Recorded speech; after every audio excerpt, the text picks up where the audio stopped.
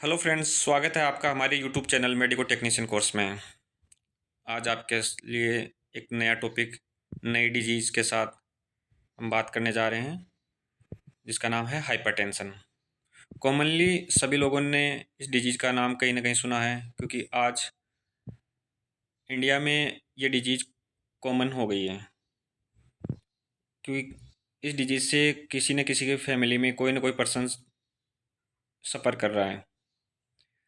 तो इसके लिए गवर्नमेंट ने भी काफ़ी सर्वे चलाते रहते हैं कि गाँव में कैंपेन करवाते हैं, ताकि इसका एज अर्ली एज स्टेज में इसका पता लगाया जा सके और इससे होने वाले कॉम्प्लिकेशन से लोगों को बचाया जा सके। ठीक है, तो इसके लिए आज बात करते हैं इस डिजीज़ पे, अच्छी तरह ब्रीफ डिस्क्रिप्शन करते हैं। इससे पहले आपको एक क्वेश्चन दिया जा रहा है कि जो सामने आपके स्क्रीन पे एक इंस्ट्रूमेंट दिखाई दे रहा है, इस इंस्ट्रूमेंट का आप नाम बताइए कि इस इंस्ट्रूमेंट का क्या नाम है, कि इसका नाम क्या है। इसमें एक हैंडल दिखाई दे रहा है और आपको ब्लेड्स दिखाई दे रही है। तो आप सभी लोग इसका जवाब अपने कमेंट बॉक्स में ज़रूर दें, इसका क्या नाम है, उसका क्या यूज किया जाता है। ठीक है, तो अब आते हैं अपने टॉपिक पर। Hypertension, high blood pressure commonly known as hypertension. कि जब नॉर्मली लैंग्वेज में बात की जाए कि बीपी का बढ़ जाना हाइपरटेंशन कहलाता है। It is a condition where the force of blood against the wall of arteries is consistently too high। कि एक ऐसी डिजीज कंडीशन है जिसके अंदर हार्ट के लेफ्ट वेंट्रिकल से ब्लड द्वारा पंप किया जाता है, तब जो आर्टरीज की वाल होती है उस पर लगने वाला प्रेशर वो कहीं नॉर्मल से ज़्यादा होता है। इसी को हम हाइपरटेंशन बोलते हैं। वह नॉर्मल प्रेशर कितना होता है कि जब वह प्रेशर मोर देन 140/90 mmHg से ज़्यादा होता है तो हम उसको हाइपरटेंशन में इंक्लूड करते हैं। नॉर्मली ब्लड प्रेशर हमारा 120/80 mmHg होता है। तब वही प्रेशर अगर सिस्टोलिक ब्लड प्रेशर है 140 और डायस्टोलिक है वो 90 से अबव होता है, तब इसको हम हाइपरटेंशन में इंक्लूड कर लेते हैं। अब बात करेंगे कि हाइपरटेंशन की स्टेज। अब इसकी अलग अलग स्टेज होती है। तो नॉर्मली ब्लड प्रेशर है वो होता है 120/80 mmHg। अब स्टेज 1, स्टेज 2 और होता है हाइपरटेंसिव क्राइसिस, जिसको स्टेज 3 थर्ड भी बोल सकते हैं।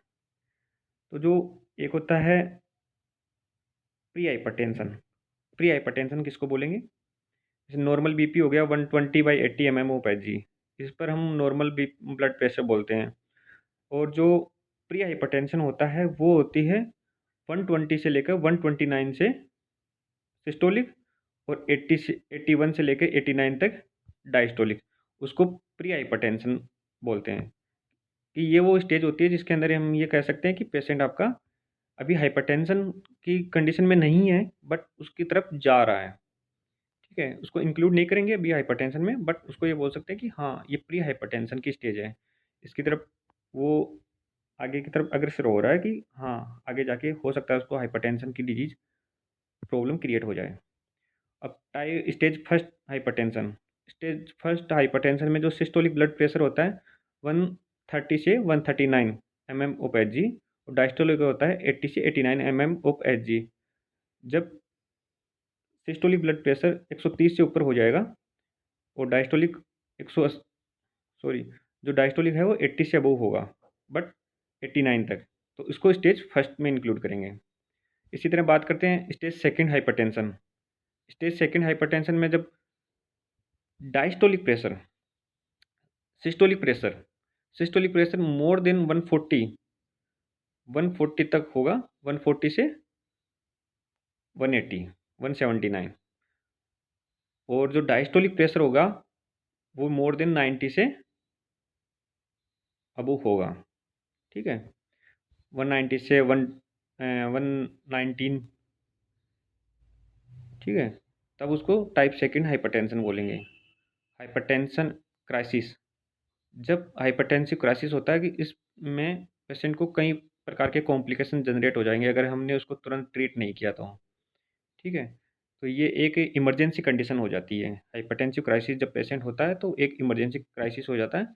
इसमें जब पेशेंट का बीपी होता है वो सिस्टोलिक होता है 180 mmHg, डायस्टोलिक होता है 120 mmHg, और इसको हमको तुरंत ट्रीट करना चाहिए, वरना कई प्रकार के कॉम्प्लिकेशंस, ठीक है, यहाँ तक कि हेमरेज, ब्रेन हेमरेज तक हो जाता है मरीज को। तो एक इमरजेंसी कंडीशन है हाइपरटेंसिव क्राइसिस। बात करते हैं टाइप ऑफ हाइपरटेंशन, कि हाइपरटेंशन कितने प्रकार के होते हैं। तो हम कॉमनली दो भागों में हाइपरटेंशन को डिवाइड किया है, प्राइमरी हाइपरटेंशन और सेकेंडरी हाइपरटेंशन। प्राइमरी हाइपरटेंशन है, उसका मेन कोज है वो अननोन है, अभी तक उसका एग्जिट कोज हम बता नहीं सकते कि क्या है, बट जो कोज हमने इंक्लूड किए हैं उसमें एज है, स्ट्रेस है, ओबेसिटी है, ये सब उसमें इंक्लूड कर लिया है। ठीक, क्योंकि एज फैक्टर हो सकता है कि पर्सन की एज ज़्यादा है उसकी वजह से भी जो हाइपरटेंशन है वो भी एक कारण बन सकता है। बात करें तो स्ट्रेस, जो कि आजकल कॉमनली हो गया है, ठीक है, कि कॉमनली स्ट्रेस सबसे बड़ा रीज़न है हाइपरटेंशन का, और एवरी पर्सन आज इससे जुड़ा हुआ है, किसी न किसी चीज़ को लेकर वो स्ट्रेस में हैं, चाहे वो फैमिलियल फैक्टर हो सकते हैं, इकोनॉमिकल फैक्टर हो सकते हैं, सोशल फैक्टर हो सकते हैं, कोई भी फैक्टर हो सकता है। तो स्ट्रेस एक बहुत ही मोस्ट कॉमन कोज है हाइपरटेंशन का, तो इसको हम प्राइमरी हाइपरटेंशन में इंक्लूड करेंगे। दूसरी चीज़ ओबेसिटी, कि ओबेसिटी भी प्राइमरी हाइपरटेंशन का कोज है। बात करते हैं सेकेंडरी हाइपरटेंशन। सेकेंडरी हाइपरटेंशन कोई भी डिजीज कंडीशन, कोई भी डिजीज कंडीशन या कोई भी ऑर्गन फेलियर या कोई भी बॉडी में ऐसा कारण हो सकता है जिसकी वजह से बीपी की प्रॉब्लम क्रिएट हुई है। जैसे बात करें कि किडनी डिजीज है, एड्रेनल ग्लैंड ट्यूमर है, सर्टेन मेडिसिन, बहुत सारी दवाइयाँ हैं। तो किडनी डिजीज है, उसकी वजह से भी हाइपरटेंशन हो सकता है, क्योंकि अगर किडनी फेलियर हो गया पेशेंट को तो उसमें पेशेंट में इलेक्ट्रोलाइट्स है वो इम्बैलेंस हो जाएगा, जिससे उसका सोडियम है वो रिटेंशन होने लगेगा, और उसकी वजह से भी पेशेंट को हाइपरटेंशन क्रिएट हो जाएगा। इसी तरह एड्रेनल ग्लैंड ट्यूमर, जिसको फ्यूक्रोमोसाइटोमा बोलते हैं, जब एड्रेनल ग्लैंड में ट्यूमर हो जाती है उसकी वजह से क्या होता है, एक उसमें हार्मोन्स होते हैं जो कि सीक्रेट करती है एड्रेनल ग्लैंड, एल्डोस्टेरोन, वो हार्मोन का सिक्रेशन ज़्यादा होने लगता है। जब इसमें ट्यूमर हो जाती है तो एल्डोस्टेरोन हार्मोन का सिक्रेशन ज़्यादा होने लगता है, और जब एल्डोस्टेरोन हार्मोन का सिक्रेशन ज़्यादा होगा तो क्या होगा कि उसकी वजह से जो सोडियम होता है, सोडियम और वाटर का रीअब्जॉर्प्शन ज़्यादा होने लगेगा और पोटेशियम का एक्सक्रीशन हो जाएगा।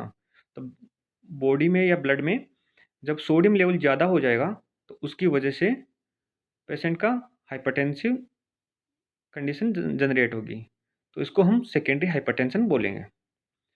कौन कौन से रिस्क फैक्टर है हाइपरटेंशन के, या कौन कौन से हम कारण है जिसकी वजह से हाइपरटेंशन हो सकता है।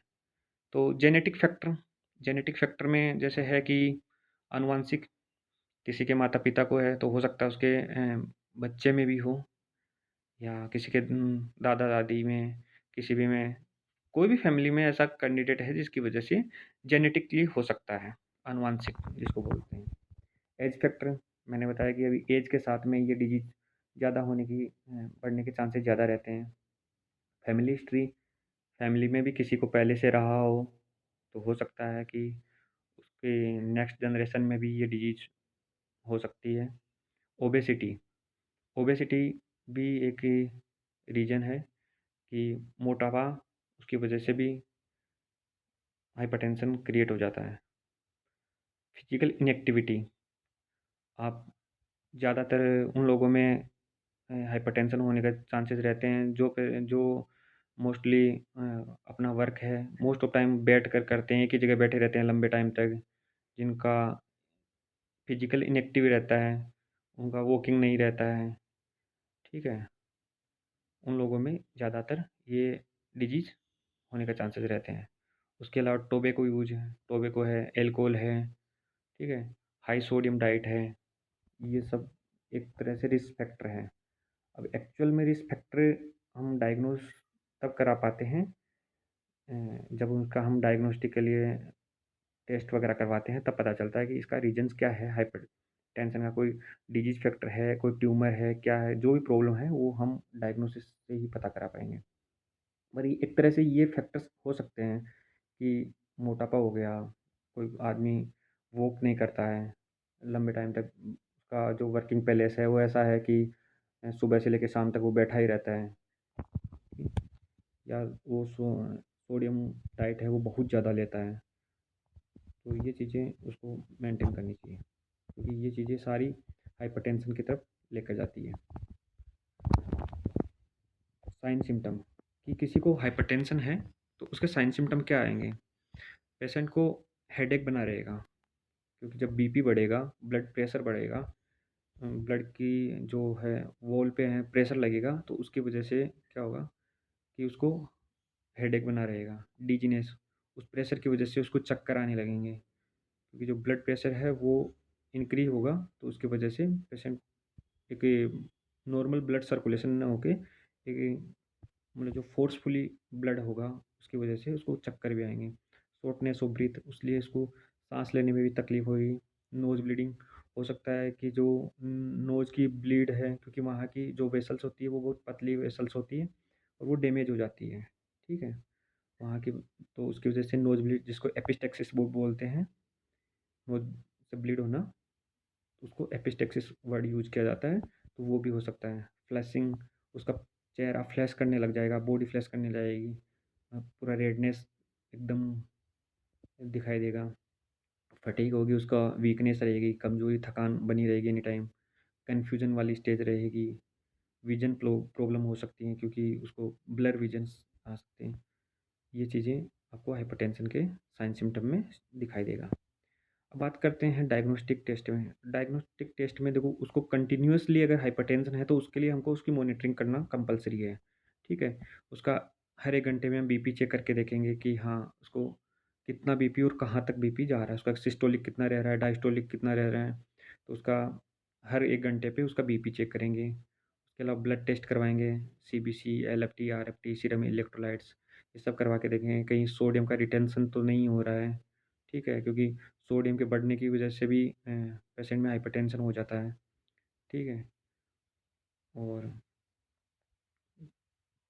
किडनीज किडनी है उसका भी टेस्ट करवाएंगे, क्योंकि उसमें भी किडनी फंक्शन कर रही है या नहीं कर रही है, क्योंकि अगर किडनी अगर फंक्शन प्रॉब्लम हो गई उसमें, तो उसकी वजह से भी एल्डोस्टेरोन हार्मोन है उसका लेवल बढ़ जाएगा, जिसकी वजह से भी उसको पेशेंट को प्रॉब्लम्स क्रिएट होगी। यूरिन एनालिसिस, यूरिन प्रोफाइल करवा के देखेंगे कि हाँ, उसका सीरम क्रिएटिनिन कितना आ रहा है, उसमें यूरिया कितना है, ये सब चीज़ होगा कि यूरिन आउटपुट कितना है। ईसीजी करवा के देखेंगे कि कहीं हार्ट में प्रॉब्लम तो नहीं है, इको ईसीजी इको दोनों करवा के देखेंगे कि हार्ट की कोई प्रॉब्लम तो नहीं है जिसकी वजह से हार्ट ज़्यादा पंप कर रहा है, ठीक है, कि उसको पाल्पिटेशन हो रहा है, टेकी हो रहा है किसी वजह से, ठीक है। ये सारे डायग्नोस्टिक टेस्ट हम करवाते हैं हाइपरटेंसिव पेशेंट के लिए। रही बात मैनेजमेंट की, तो जैसी दिक्कत है या जैसा कोज है उस तरह से हम उसको ट्रीट करते हैं।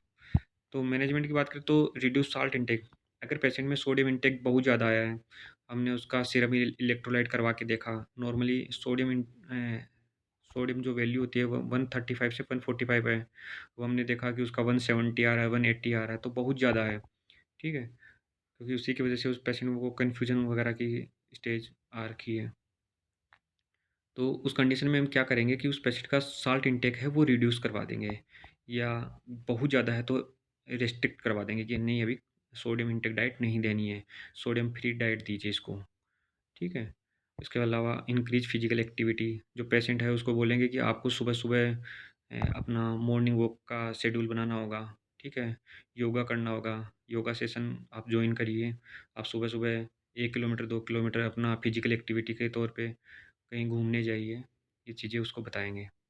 वेट लॉस, और अगर उसका ओबेसिटी की प्रॉब्लम है, वेट ज़्यादा है, तो उसको वेट लॉस क के लिए हम एडवाइस करेंगे कि अपना योग, एक्सरसाइज़, जिम वगैरह जो करिए, उससे अपना वेट लॉस करिए, ताकि जो वेट, अगर ओबेसिटी बनी रहेगी तो कोलेस्ट्रॉल लेवल वगैरह सब बढ़ा रहेगा, तो उसकी वजह से भी हाइपरटेंशन प्रॉब्लम क्रिएट हो सकता है।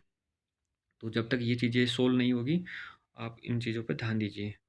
तो उसको वेट लॉस की एडवाइस करेंगे। लिमिट अल्कोहल इंटेक, उसको, अगर वो अल्कोहल ले रहा है तो उसको बोलेंगे कि हाँ, आप या तो हो सके तो अल्कोहल को रेस्ट्रिक्ट कर दीजिए, बिल्कुल बंद कर दीजिए, ठीक है? आपको अल्कोहल नहीं लेना है, या फिर आप उसको, वो बिना उसको लिए बिना नहीं रह रहा, तो उसको लिमिट करना है कि एक क्वांटिटी में लीजिए, ठीक? क्वाइट स्मोकिंग, उसको स्मोक करने के लिए भी मना करना है कि अपनी, क्योंकि स्मोक डेंजरस होता है हार्ट के लिए, क्योंकि इससे बहुत सी चीज़ें हैं वो ट्रिगर हो जाती है, तो इसलिए स्मोकिंग को अवॉइड करवाना है।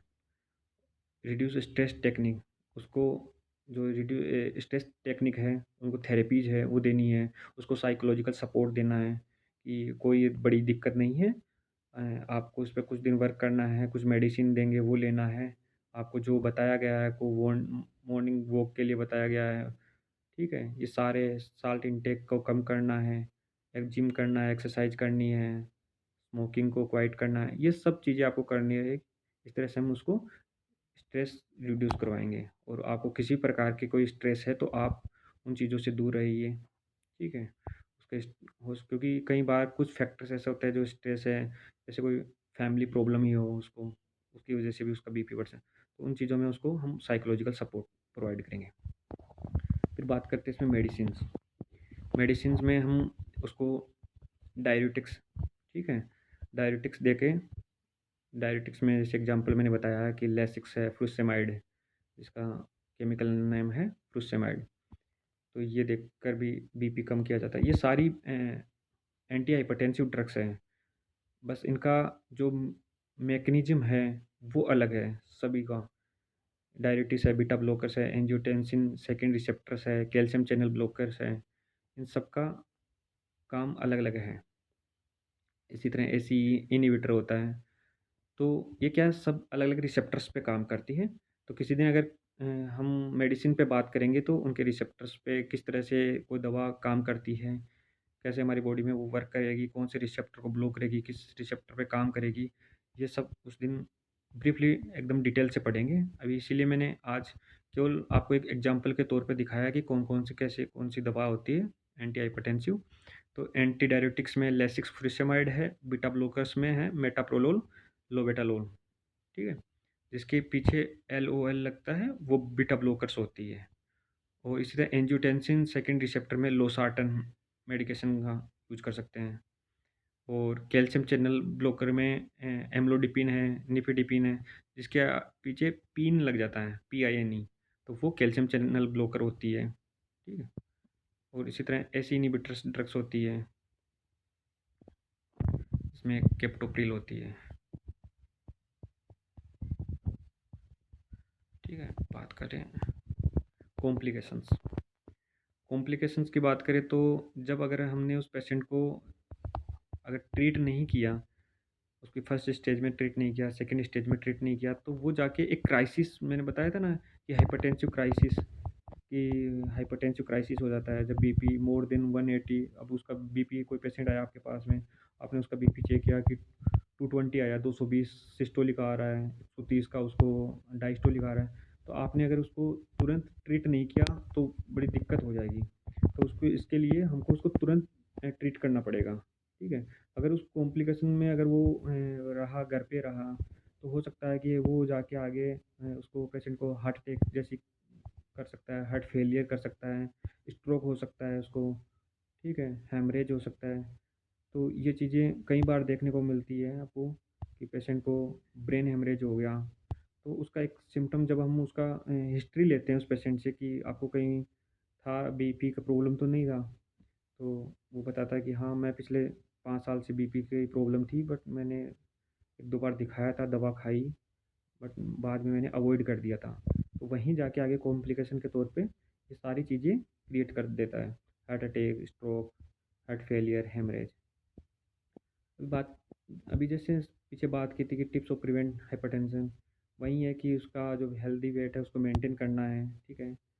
और उसका बीएमआई से हम उसका वेट देख सकते हैं कि हम एक नॉर्मल बीएमआई में है या नहीं है, क्योंकि 18.5 से लेके 23.9 तक नॉर्मल बीएमआई होता है, बॉडी मास इंडेक्स, ठीक है। तो उसको हमको मेंटेन करना है।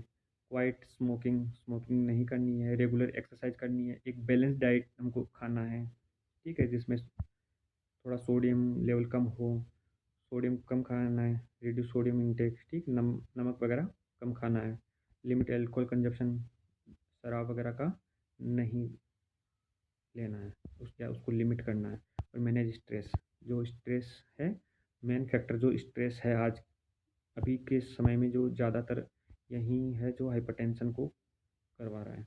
तो इसको मैनेज करना है, जो भी उसका मेन कोजेज है, स्ट्रेस किस वजह से हो रहा है, उसको प्रॉब्लम सोल्व को जल्द से जल्द सोल्व करना है। इसी तरह पेशेंट को हमको साइकोलॉजिकल सपोर्ट देना है, ठीक है।